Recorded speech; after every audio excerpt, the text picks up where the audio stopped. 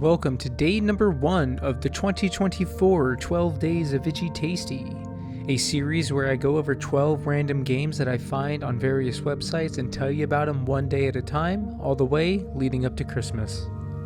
I want to open this year's 12 Days of Itch.y with something pretty eccentric. A singular word title, which is a German word meaning criminal offense, STRAFTAT is a very unique and incredibly interesting 1v1 first-person shooter that is for free on Steam right now. It has more than 70 maps, a set of fun cosmetics, and a healthy amount of fun and interesting weapons including standard shotguns, Glocks, AK-47s, and more, but there are just as many bizarre weapons, like a gun that exists just to push people back, infinite capacity beam pistols, and a gun that basically shoots several pinpointed bullets in less than a second. Each map is unique and radiates a desolate vibe that only helps add to this game's atmosphere, which, if you feel like you've seen it before, it happens to be developed by the same people that made the also incredibly unique and wholly original speedrunning movement runner, Babdy, which I covered last year. While STRAFTAT doesn't feel like an evolution of Babdy, it does feel like there is enough cohesion between these two games that connects them like an umbilical cord. The movement of this game is pretty fluid, easy to understand, but at the same time, STRAFTAT has a very high skill ceiling with extra movement options such as a run slide and even the ability to wall jump in order to throw off your opponent. I'm not into competitive video games, but with a game like this and some friends, I could see myself playing this for hours. STRAFTAT is not only fun, but is a wholly unique and individual game in this established genre, and only for $5 you could add a DLC component that adds even more weapons and maps and cosmetics. And if you're playing with someone that has the DLC, you don't need to buy it. There is no reason whatsoever that you should not get STRAFTAT. Play it with your friends, or just play it with randos, but play it. It rules.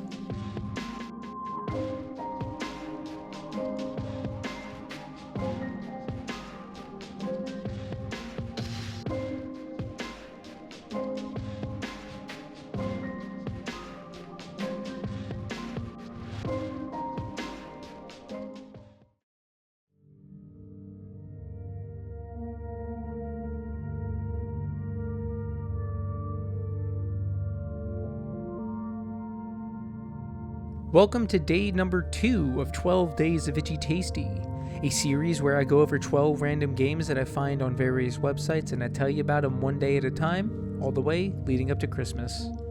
I love roguelikes, okay? And a horror-themed roguelike is so far up my alley I can practically feel it in my small intestines. So what is NECROKING exactly? Well, it's part deck builder, part auto battler, part real-time strategy combat, and part turn-based combat.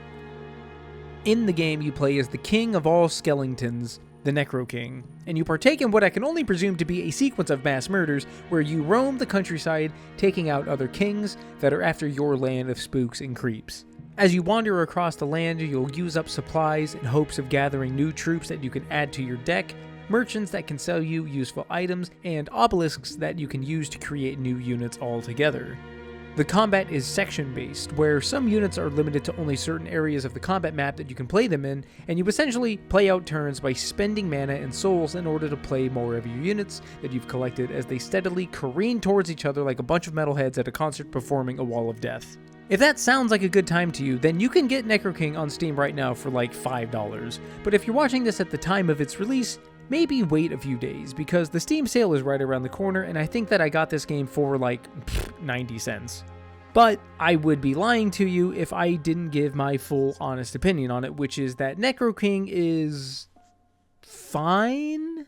There's something about the assembly of all these systems that just don't really click with me in the way that it did for my friend that I was streaming this to while recording for the footage. The entire package is filled with bunches of mechanics and systems that do cohere together, but less with the elegance of Legos and more with the unsatisfactory nature of superglue. But that's just me. You do you.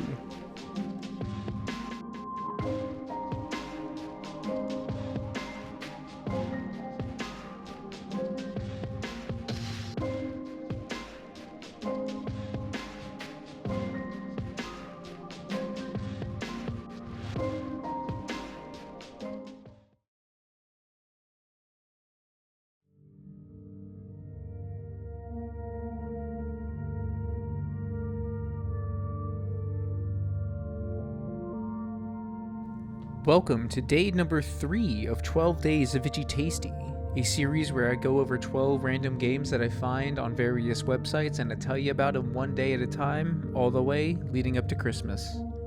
Butcher's Creek is an upcoming game from David Zemensky, one of the main people that worked on the excellent My Friendly Neighborhood.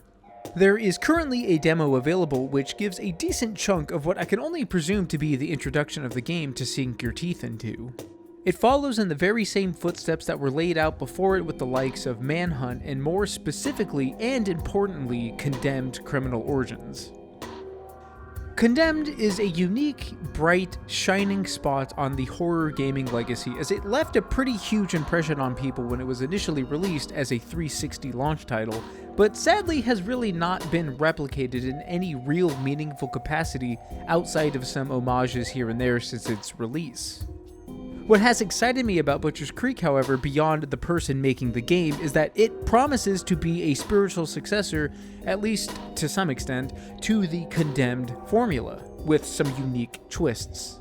The entire demo is filled with grimy and disgusting locations, brutal enemies that will relentlessly attack you if you're spotted, several melee weapons that you can pick up with their own unique stats, and a simple parry system. Aesthetically, Butcher's Creek is everything I would want out of a spiritual successor to Condemned. It adds a few subtle changes to the central style of the original Condemned game, and the ability to regain health by using your camera to photograph blood and gore that lies around the levels.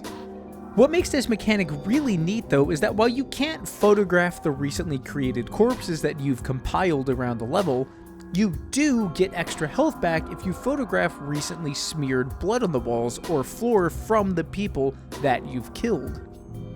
This adds a neat little dynamic of trying to force enemies against the wall so you could smear the walls with that red, delicious life goop. As it stands right now, my only real complaints are that the weight of the combat feels a bit off. The camera never really moves when you swing your weapons, leaving the feel of the game to be rather stiff and awkward, which would normally be, well, normal for a horror game. But in a game like Condemned that is all about visceral and intense, by the skin of your teeth combat, I think that making the weight of your attacks feel heavier would only be beneficial. As it stands though, this is a true spiritual successor to Condemned, albeit in a small, condensed indie version. There is a lot of promise for Butcher's Creek, and the full game comes out in early January 2025, so keep an eye out. It's gonna be a good.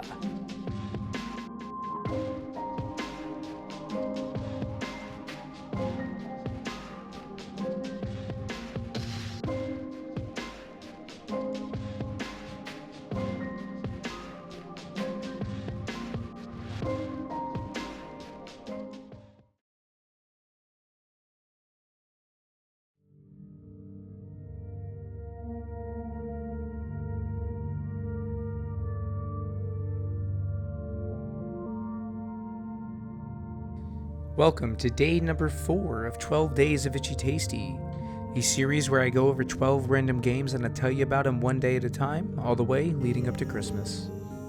What is art? What does it mean to appreciate art? And what does it mean to respect it? If a movie taps into a specific emotion at the detriment of general appeal, it is often considered to be pretentious and snobby. And if a game does it, oh boy, is it seen as even more so. It's hard for a lot of people to appreciate a piece of art that really commits to something that detracts from a traditional narrative or gameplay focus. Pieces of art that strive to strike a nerve of a very specific emotion are special, whether or not they are successful at that nerve, and even more so if they render that person experiencing numb to the very precise way the author, director, or designer hit that nerve. ELATION for the WONDERBOX 6000 is an upcoming game that has a demo right now and taps into this specific feeling that is really hard to describe. It feels nostalgic, empty, abandoned, liminal, familiar, and foreign all at the same time. It radiates this atmosphere of grime, but a feeling of wonder and, well, elation. This is just a demo, but it foreshadows what the final game will be based around, which is a person in a world where video games are essentially forgotten, banned, hated, and essentially lost to time. But you are someone that managed to experience a game long ago, the titular WONDERBOX 6000. The entire demo, which is currently all that is available, is a setup for that game, which is a taster for the vibe and the most basic of mechanics. You learn how to interact with objects, how to communicate with people, and how your inventory system works. The WONDERBOX 6000 takes place in a bizarre claymation universe filled with dreary atmosphere and visual aesthetics. Your home has trash everywhere, a man living in your wall, and you own a pornographic simulator virtual machine that is coveted by people of lesser fortune. ELATION for the WONDERBOX 6000 is likely not a game for you, but if you are watching this and thinking, this world is a nightmare but at the same time I want to live in it, then you should seriously consider wishlisting the full game and giving the demo a go. It really is a WONDERBOX.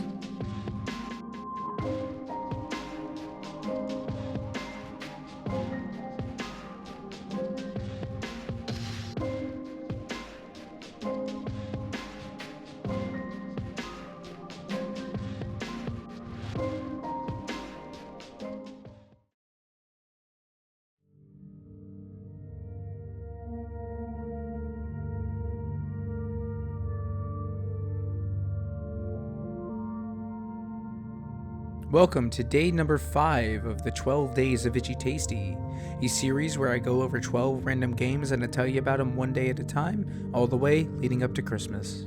I think I might be getting sick, so my voice is going to sound a little funny this episode, but let me just give you the elevator pitch for the Cabin Factory right out of the gate. This is almost literally the game I'm on observation duty crossed with PT. If me saying that to you has got your body trembling and wanting to give this game a go, it's quite literally $2.60 on Steam right now, and if you're watching this later from now, it's like $3. However, if what I've said to you is absolute nonsense, then let me explain why the Cabin Factory might be worth your time. In the Cabin Factory, you play as an elderly woman who's become a part of some corporation that produces log cabins for production purposes such as movies and films.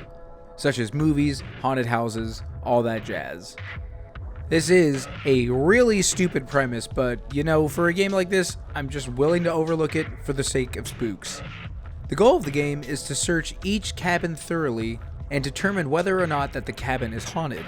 If you find any evidence of it being haunted, then you have to run back out and hit the "It's Haunted" button. If not, then you just clear it. The goal of the game is to clear 8 cabins in a row without getting any incorrect. Otherwise, the game more or less resets. Now, the game functions as a sort of loop, similar to PT in the sense that each time you enter a new cabin, there is likely some new spook or haunt that you will have to determine. But the simple fact that the cabin that you're inspecting might be clean is what really makes this game click. And this game makes it incredibly clear that any movement indicates that the cabin is haunted. These are very clear and easy to follow instructions, but because each haunt might be something as big and noticeable as huge stuffed animals following you, or something as small as a cute little frog toy on the second floor, slowly increasing in size, you quickly realize the Cabin Factory gets in your head. You walk into a room and start looking at everything and you start questioning yourself. I saw that move, right? Was that always there, or did it move when I wasn't looking? Is that different? And it is worth noting that some of these haunts are legitimately scary. There were multiple instances where the game made my heart sink or made me tremble because of something that was happening in that specific cabin. But what makes it even better is that just because something is different than the last time, say this painting of an old woman that is ominously always sitting in the darkness, she's suddenly missing from it entirely, that doesn't mean that the cabin's haunted. You still have to explore the entire cabin and find some indication of movement. The game in that sense really does start messing with your head in ways that no other game on this list can even dream of accomplishing. On top of that, you do get a really dark narrative told to you in little segmented bursts about this abusive family towards their children, which is worth noting because if something like that is upsetting to you, you might want to steer clear from this. But I have to admit that while I loved the game at first, the fact that your progress resets if you miss something can be really frustrating. I made it to the 8th cabin twice and failed both times because the haunt that I missed must have been something so minor that it really went under my radar. It is a really bad feeling to have this progress ripped away from you, and that is something that doesn't happen with most other games like this one. The upside to all of that, though, is that I must have seen like 40 cabins, and I saw a wide variety of haunts that kept each instance of a new cabin pretty tense. If you're willing to put up with potential progress loss on a very regular basis, then I think that the Cabin Factory is worthy of your time.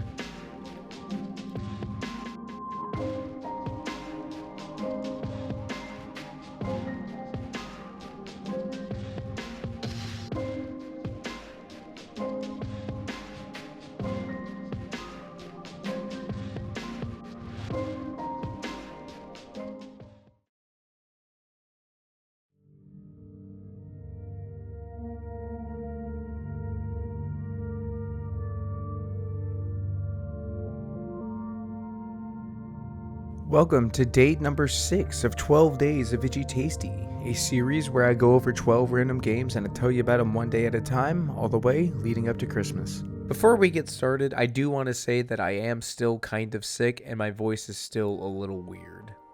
But that being said, I know given the name of this Christmas series that it's supposed to be horror focused, and that is what it started out as. But I think that this is the year where I realized that I should just start highlighting some great indie games in general.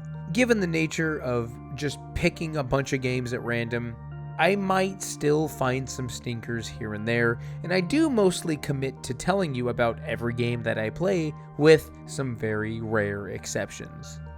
But I think my duty as a YouTuber is to tell you about games that you might not know about.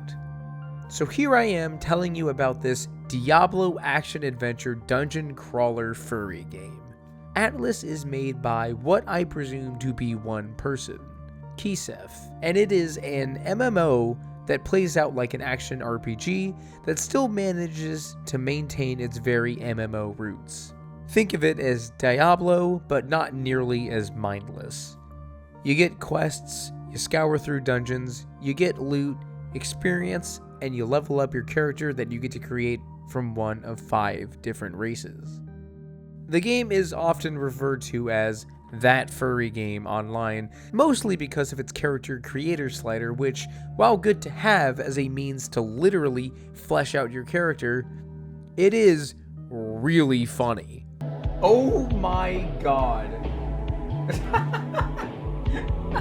But how is the game? Well, as someone that isn't the biggest fan of games like Diablo and Path of Exile, I have to admit that the game is pretty cool. And it's not just because it's a furry version of it. Although Sally is kinda killer. I do want to clarify that I don't hate Diablo and Path of Exile. I'm just not super into the hardcore skill tree and dedication that either of those games require.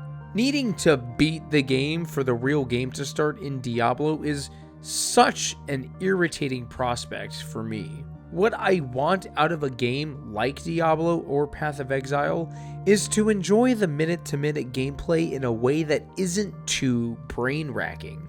I want those games to either be fun games that I can play with friends casually, or by myself as a podcast game. Neither Diablo or Path are those for me. ATLYSS, however, is both.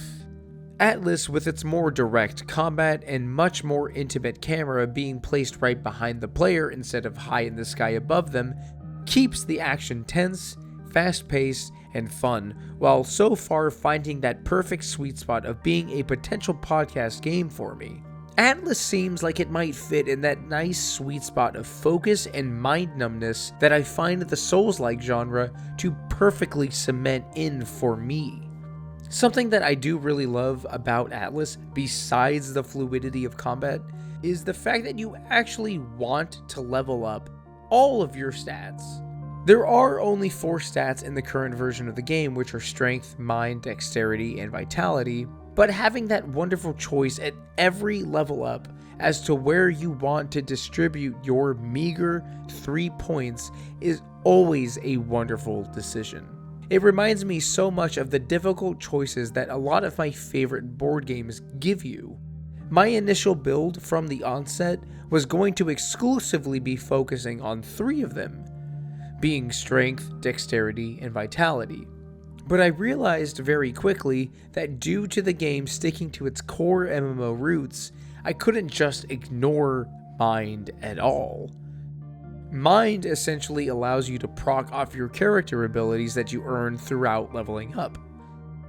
If you don't level up Mind, then your character exclusively will just be punching shit in the head. While that may sound good on paper, I don't really think that it is completely viable. Once you start pumping stuff into all your stats, albeit with a plan, you'll quickly realize that even though you're working with technically very little, ATLYSS provides a deep enough pool to swim in that you'll quickly forget that you've adjusted your butt to enormous proportions. It may be a furry Diablo, but it is a really good one.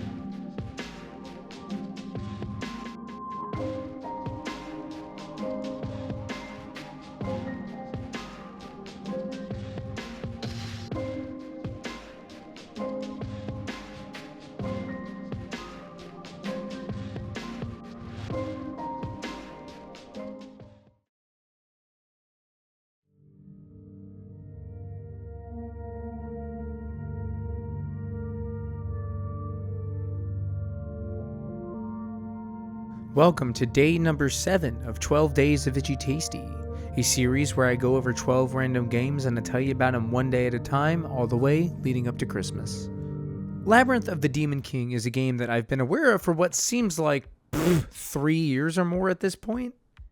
It was initially shown off with a very disturbing trailer that showcased the intense atmosphere and the visceral first-person combat.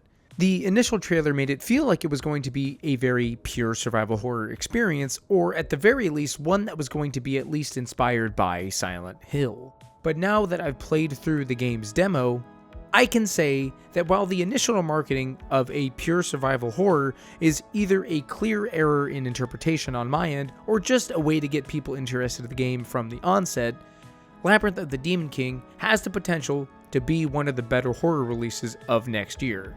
Funnily enough, this is the second game in this special that seems to finally be taking up the mantle of Condemned, which puts it in a very unique subcategory of survival horror in my mind. But what's cool about Labyrinth, at least as far as what I can tell so far, is that it basically proposes, what if Condemned, but puzzle box? And that may seem pretty simple at face value, but it gives the slow-paced nature of the Condemned games a bit of life, if you ask me. Based on what the demo promises, I can only presume that you will be going into several small puzzle boxes a la Silent Hill and beating bosses to gain powers that will allow you to eventually face the titular Demon King. The combat, however, in comparison to, let's say, Butcher's Creek from earlier in this special, is a lot slower and far clunkier feeling. It screams confidence in its decision to be so deliberate, but in my opinion, could be worked a little bit before release to make it feel a bit cleaner to control. As it stands though, it is functional and it does work. It also feels a lot meatier and heavier than Butcher's Creek does with its static camera during attack animations. Labyrinth of the Demon King, in contrast, feels a lot weightier. And I don't want to sound like I don't like what it's doing, but even compared to Butcher's Creek, I think I would choose Butcher's Creek over the feel of Labyrinth as it stands right now due to the clunky feeling of Labyrinth of the Demon King. Other than that though, the biggest critique that I have really is just the menu and its UI is very bare bones and sort of difficult to navigate. I think a simple, Dark Souls-esque bar for the health and stamina would really go a long way, as looking up and reading those numbers feels shockingly unintuitive. But the groundwork laid here is still very solid. I hope that my qualms are remedied by the time that the game releases, as there is plenty of promise still here for Labyrinth of the Demon King.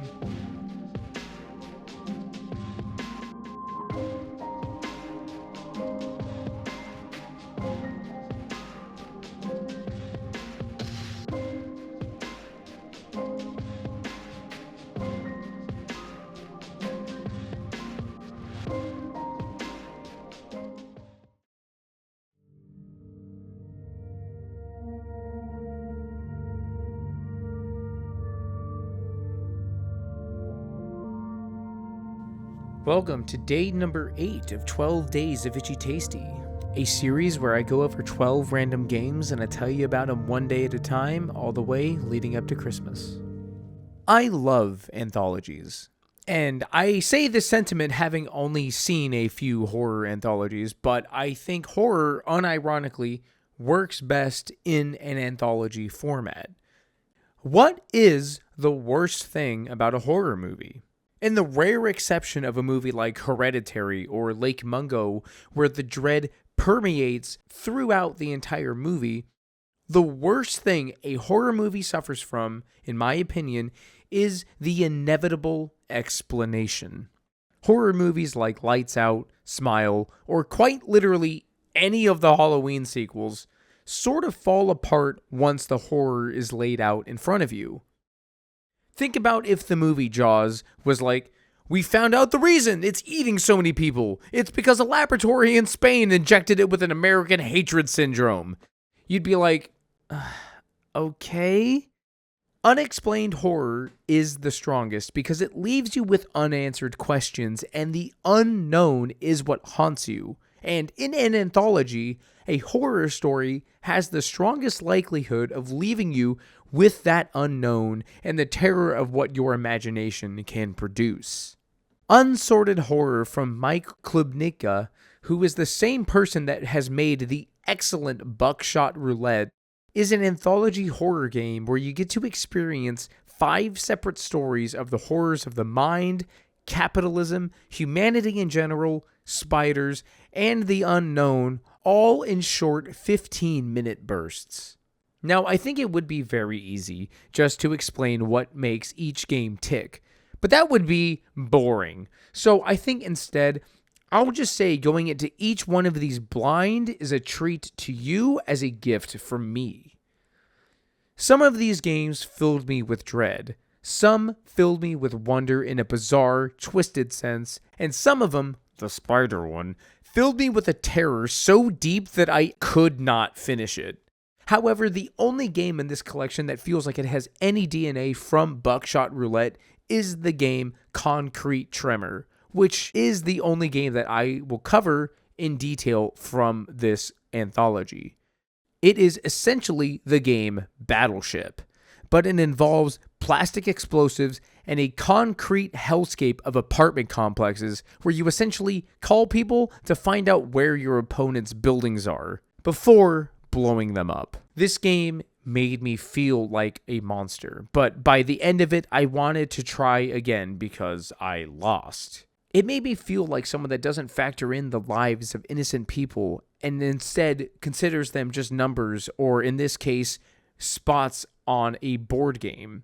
And it put into perspective what Elon Musk lightly feels on a daily basis, except that I actually had empathy after the end of it all. Unsorted Horror taps into Lovecraft, but is perceived in the modern day. It taps into the infinite cruelty of the unknown and humanity at the same time. It left me scared, it left me disgusted, and it left me unsorted.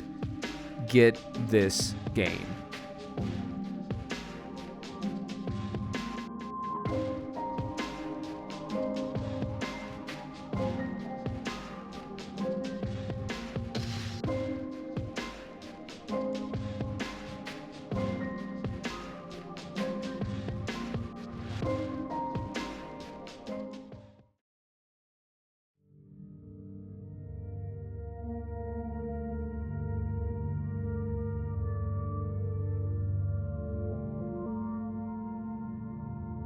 Welcome to day number 9 of 12 Days of Itchy, a series where I go over 12 random games and I tell you about them one day at a time, all the way leading up to Christmas.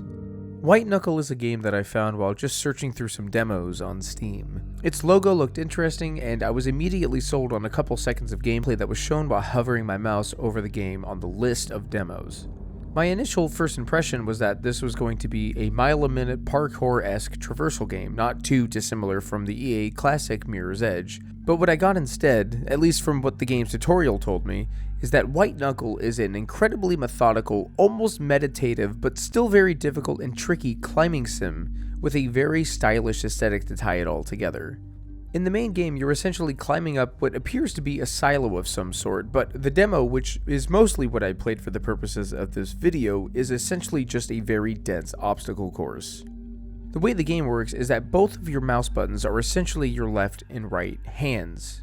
If you hold both, your character will be grabbing onto whatever is in front of them, and you can alternate holding each button as a way to climb surfaces. While the premise of the game is basically that, it's pretty straightforward, the actual mechanics of the game, at least to me, were rather tricky, but I was able to find a flow state with it after some time. But what makes the game work is its stamina system, and partly where the game's name comes from. The longer that you hold onto a surface with one or both of your hands, the more and more red they will get. This essentially acts as a timer, and if you hold onto a surface long enough, you will lose your grip and plummet to the floor below. Now, that in and of itself could present some interesting scenarios for you to work around, jumping between ledges and obstacles, all while maintaining your hand's stamina and trying to hang on just long enough on one hand to restore some stamina in your other hand, and hopefully before your first hand runs out on its own. But White Knuckle chooses to implement a lot of interesting twists to the game, such as individual planks that you can use to grab onto, but in order to use them, you need to have a hammer that you can use to smack them into the wall with. So you will be accessing your inventory, pulling out a plank, slamming it into a wall, maybe switching hands, pulling out your hammer, and then cementing the plank into the wall as a usable surface object to hang on to. And then you have to put the hammer back into your inventory. And this is all happening while hanging onto something for dear life.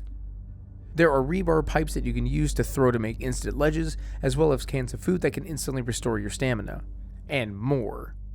All of these additions to what already is at its core a pretty good groundwork of a more intense parkour style climbing game really bears a lot of promise.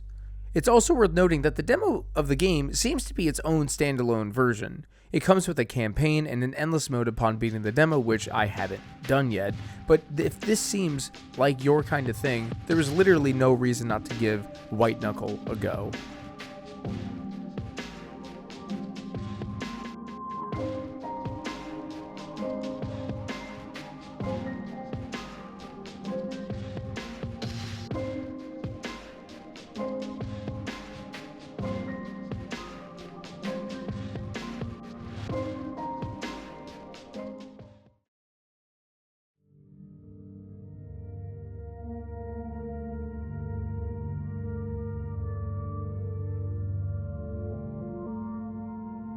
Welcome to day number 10 of 12 Days of Itch.y, a series where I go over 12 random games and I tell you about them one day at a time, all the way leading up to Christmas.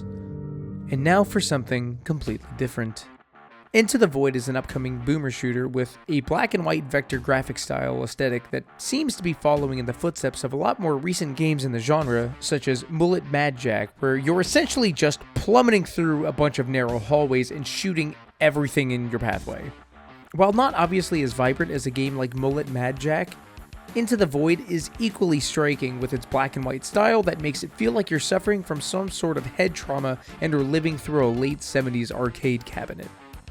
There's not too much I can say about Into the Void. You get basically everything that you need to know in its short 15-minute runtime.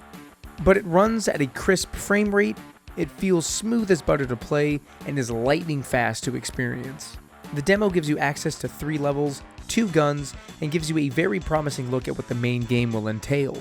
You start the game with a pistol, and you almost immediately learn that going for headshots is the proper way to play this game for the reason that not only does it mean it's an instant kill, but the fact that Into the Void uses a multiplier combo system, and netting headshots will rapidly increase your score for the end of each level.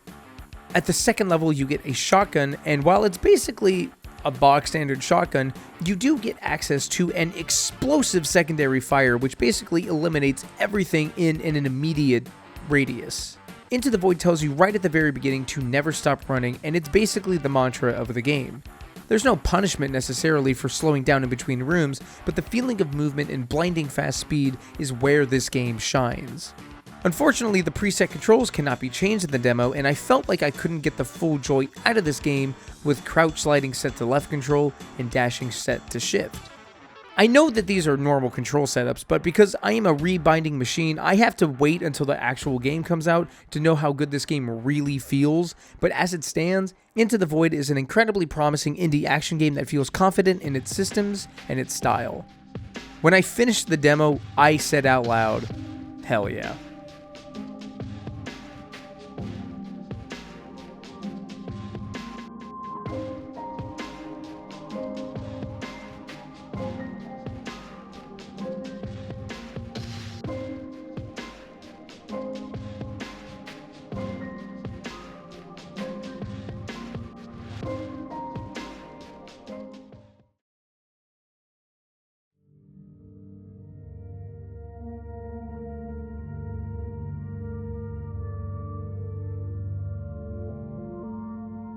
Welcome to day number 11 of 12 Days of Itch.y, a series where I go over 12 random games and I tell you about them one day at a time, all the way leading up to Christmas.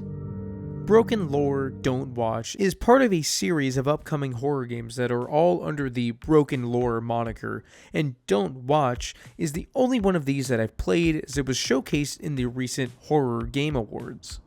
You can find demos for the entire upcoming series on Steam, but if they equal the quality of this game's demo, then I think that it's possible that this might be an upcoming contender for the most underrated horror indie series in a while.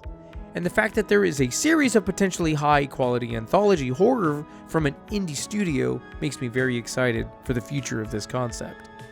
Now, I want to make it clear that this game's demo is very simple and pretty basic in the grand scheme of things, but the fact that there is a promise of a pretty enticing narrative that is accompanied by pretty competently made level design that kept me on track throughout the demo's very short runtime is something that might seem trivial, but when you compare it to plenty of other budget horror titles that you might find on something like itch.io, how many of those have you played on a whim that are just nonsense in terms of what you have to be doing or where you have to be going?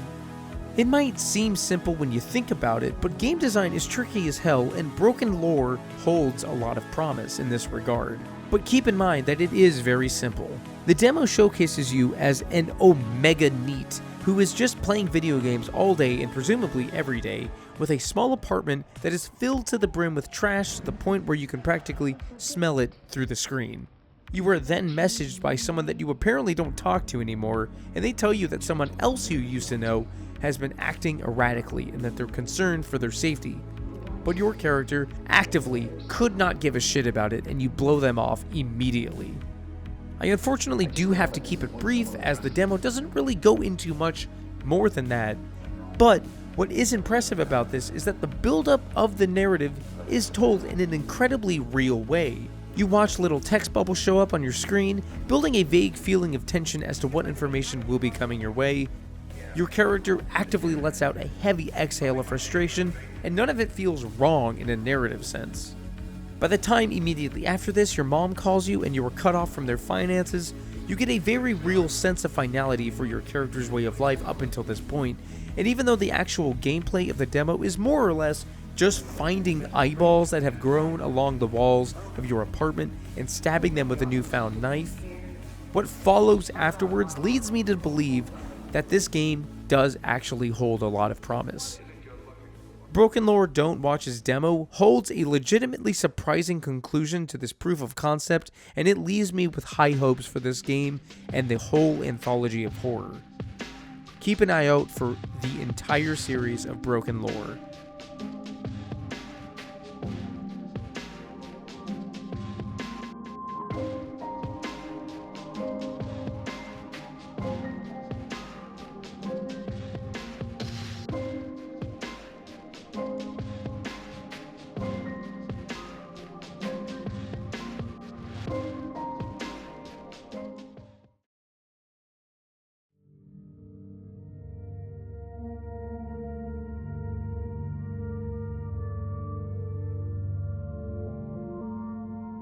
Welcome to day number 12 of 12 Days of Itch.y, a series where I go over 12 random games and I tell you about them one day at a time, all the way leading up to Christmas.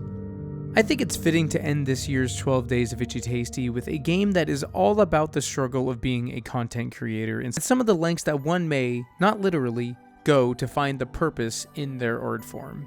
In this case, you're playing as a guy that is behind on rent, struggling to find an audience with their small cat YouTube video channel, and desperate to find some way to make the money to find himself back at even. The game in question is called Content, and the name is very relevant to the game's narrative. Your character is so desperate to use content as a way to save himself from poverty that he will risk his life to produce videos that will hopefully hit millions of views.